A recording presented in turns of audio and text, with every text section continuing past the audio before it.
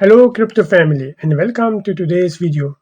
Today we are talking about one of our beloved ISO coins and I want to show you what XinFin and the XDC network are all about.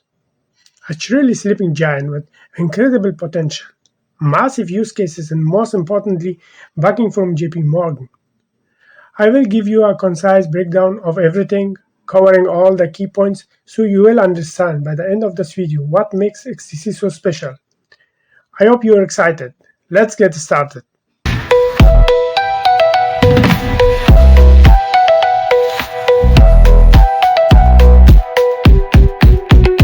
This video is not for financial advice, it is just for education purpose. So friends, XDC is back in the spotlight after a nice rally with XRP and XLM at the end of that 2024. So many people are paying attention to it again. We are currently ranked 59 on CoinMarketCap. Very cool. Slowly but surely working our way toward the top 50. Today we will take a closer look at what this is all about, since many of you know the ISO maps where XDC is appearing more and more frequently, and many are wondering what exactly is this. As you can see here, it plays a crucial role and is very closely connected to JP Morgin. I think many people don't realize just how many strings JP Morgin is pulling, especially when it comes to Ethereum. So I believe today's video will be interesting for everyone. You might also be familiar with the comparison to precious metals. In this context, XinFin XDC is like a Cooper. If we were to rank them, you could say they are in third place as the third most important asset. We will look at the use cases in a moment, why it is so special and why in my opinion it is truly a sleeping giant that will absolutely shock many people when its full potential is released. You probably know this overview, it is the most well-known one. Some of you are already familiar with all these conspiracy theories about the quantum financial system, BRICS or Galar-Nazar, terms you often hear in various wild theories. However, it is important to note that this map is very old. It was apparently uploaded in 2022 but was actually created in 2020. When you look at it now and see how the cryptocurrency market is developed, I think even the biggest skeptics have to admit it is strange how exactly these projects became, many of which weren't even known back then, to have become increasingly important. Nobody knew about Circle or USDC back then. Hard to imagine today, but besides Tether and TrueUSD, there were no other interesting stablecoins. I said back then that I wouldn't be surprised if the stablecoin eventually took the lead. And look where we are now. It is the second largest stablecoin. Considering all the regulations, there might even be a shift where USDC or Ripple's stablecoin could become much more relevant than Tether one day. That wouldn't be surprise me at all. But today we are focusing mainly on XDC, and here you can already see a strong connection to JP Morgin because it is essentially originated from JP Morgan's Quarium, an improved version of Ethereum that provides much better data protection and privacy. For businesses, it is extremely important not to be completely transparent.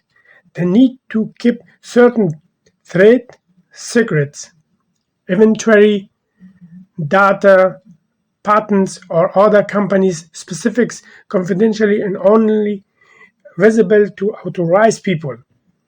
The problem with blockchain is that it is quite transparent, which is also its advantage for money, where everything is publicly visible and you can't cheat the system. So they are to figure out how to solve this dilemma. How to be transparent and progressive with a blockchain while still protecting important data. That's how Quarium was created. Essentially, Ethereum on steroids, when it comes to privacy and data protections. And from this enterprise Ethereum Quarium, XDC was eventually created. That's why the original XDC token was an ERC token, ERC20 token. Those who were there from the beginning know this. At some point, we had to migrate our tokens. This was about 5 years ago, when XinFin decided to move from Ethereum and do their own things, launching their own mainnet. XinFin took Quarium and turned it into the XDC, XinFin Digital Contract. Essentially, XDC and XinFin are similar to Ethereum as a smart contract platform. But unlike Ethereum, XinFin primarily focuses on trade. That is its central purpose, which is, we will see, makes it truly perfect for JP Morgin. Even though JP Morgin handed Quarium over to ConsenSys, the creator of MetaMask, you are surely familiar with the wallet. A few years ago, they are still pulling the strings behind Quarium. They just want ConsenSys to further develop the project, get some funding for it, push it forward, and JP Morgin was also one of the first members of the Enterprise Ethereum Alliance. This shows again how deeply involved JP Morgin is. They were there from the very beginning and quietly built their own Ethereum vision without much public attention. They continue working on their own solution like the JP Morgin coin, which is apparently still in the development. And this is also something ConsenSys is handling. I think many people underestimate what Goldman Sachs, JP Morgan, similar institutions are building behind the scenes, especially regarding Ripples. What insane partnership already exists with these companies and what is still to come in the future. Don't let the current price fool you. Friends, on the contrary, use this time to accumulate more. That is at least my approach. And for those still wondering what XDC is, let me give you a quick explanation. Essentially, the XDC network is a blockchain platform focusing on the financial sector. As I mentioned earlier, some companies struggle with privacy and data protections issues. They don't want all their data to be public, and that is exactly what XDC addresses. They want to make trade more efficient, international trade more cost-effective and transparent, with fast transactions and low fees, what everyone wants. But what is special is what I have summarized here. They have a hybrid chain model that makes them unique. There's a public chain that anyone can view, and then there's a private chain. I have created a quick example. Air France could use the public chain for ticket sales and flight schedule to create transparency, while using the private chain to protect sensitive customer data or internal contract details. This way, they benefit from both efficiency and security. I think this aspect is completely underestimated.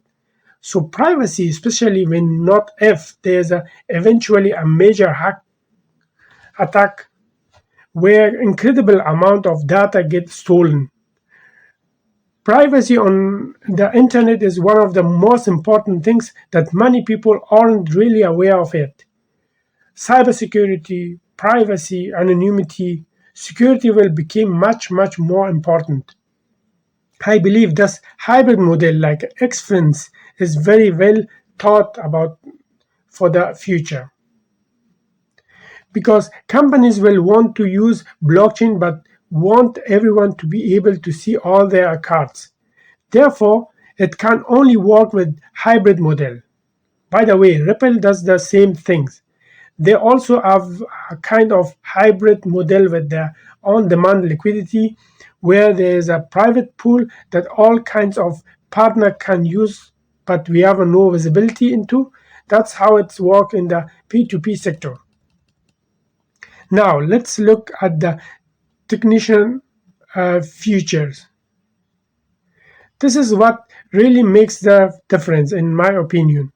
Sure, XRP with a 1500 transactions per second block times is unbeatable, but XDC, remember, it is originally came from Ethereum, is also proof of stake, specifically delegated from proof of stake, handling 2000 transactions per second or even more, which is really impressive. This was just updated a few months ago, I believe in September 2024. Now let's briefly look at the supply. This is a topic of debate. Currently, there are 38 billion XDC, and according to the white paper, the total is 100 billion. However, CoinMarketCap doesn't show a maximum supply, so some claim it might not actually stop at 100 billion. Personally, I can't say for sure yet, but just know that the supply increases a bit each year, but not in a hyperinflationary way. It is quite gradually. So far, everything looks completely fine. I am okay with 100 billion XDC. It would be similar to XRP. We are currently only about 16 billion are in the market, while the rest exists but isn't in the circulating supply. Very interesting, if you ask me. Archax, you have surely heard of it. It's currently the most hyped platform beside Ondo, maybe in the area of asset tokenization. And they have recently announced they have started a partnership with XDC. At the same time, they also have a partnership with XRP in the XRP ledger, with Algorand, additionally with Solana, Polygon, and Adero Hashgraph, logically as well as with Arbitrum and Ethereum. We have already established that Ethereum plays a very significant role here. And since Aquarium is an Ethereum fork that XDC then utilized, look which chains this securities all support. Typically, they are all Ethereum chains plus XDC.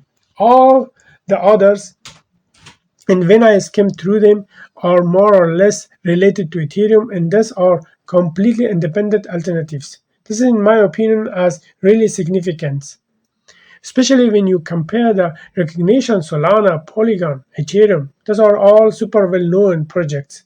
XDC is practically unknown here, and yet it was chosen as one of the first solutions. In the beginning, none of those others even exist, just Ethereum, Polygon, and XDC. We don't want to put on tinfoil hat, but I think this speaks for itself. As I said, this overview, in my opinion, isn't some random coincidence. Someone probably picked up on this and visualized it for the world. And this helps us all make the right decision, and especially to understand certain connections with the real world.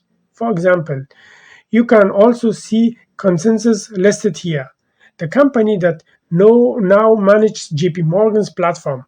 So everything has been planned for many, many years, in my opinion. And IOTA will certainly have its role too. So maybe check out IOTA as well. So essentially, XDC exists to facilitate trade through fast transactions, low-cost transactions, and especially the tokenization of assets. It is also ranked very high in this whole real-world asset category. So that is the main focus. Accordingly, people say XRP is gold, XLM is silver, and XDC is copper. Copper because it is valuable but much more widely used, and the same will apply to tokenization. XRP will perhaps enable CBDCs at the country level, the reserve asset, and to provide liquidity to central banks, while XLM is there for the people's currency and XDC for industrial powers. That's how it all makes sense, in my opinion. Feel free to write your own opinion in the comments below. And also where you would place IOTA and Algorand. What's their special features beside all this tokenization stuff? Another major topic is bringing real-time data onto the blockchain. And XDC has already prepared for this with an Oracle solution called Umbrella. It keeps appearing in my research, so it seems to be big news, which is why I wanted to include it. And what I personally think is super cool is that they sponsored the Washington DC United Soccer Club between 2023 and 2024.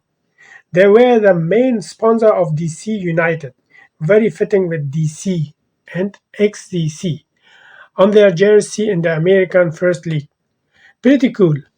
Thought honestly not so special anymore these days as many crypto companies have gotten into sports. Still, I thought it was really cool. Well friends, we have reached the end of this video.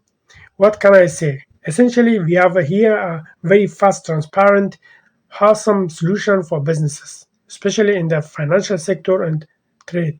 The special feature is that they also have a section that is basically off limits to regular people in the private area. Only selected people can view company data, meaning they can keep certain trade secrets from the public while placing great emphasis on data protection and privacy. And we know that XDC emerged from a fork of Quarium, which was JP Morgan's own improved version of Ethereum for businesses. What more do we need? Should we wait for JP Diamond, JP Morgan CEO, to go on camera and say XDC is the best coin ever? No, friends. By then, it will already be too late. Check out the project, look into it. I believe it is JP Morgan's big ass in the hall. I'm very curious. And of course, let me know which ISO coin we should examine next. Thanks for watching. Adios.